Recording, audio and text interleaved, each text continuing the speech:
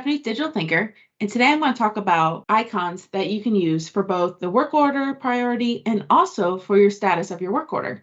These are great because it's kind of like inboxes where you could look at your screen and go, hey, I really need to address this without having to go into every detail.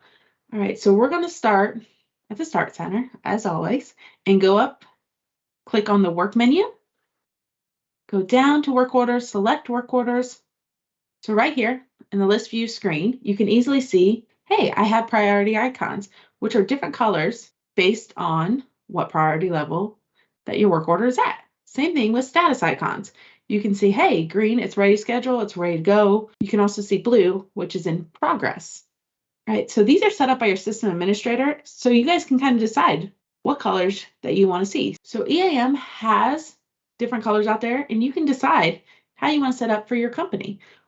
Maybe different colors mean different things for you based on the priority or the status icon, which is great because you can easily see this on the list view. But when you go to split screen, it's great because you can see, hey, my priority is blue right now, so it means non-critical, but it's ready to schedule.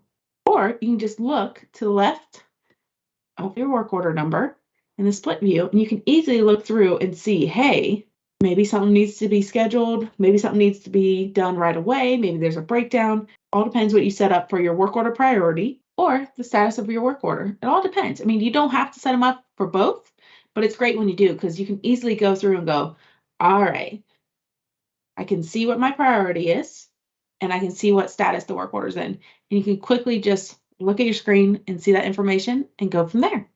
I hope that was helpful. So that is work order priority icons and status icons that you can set up.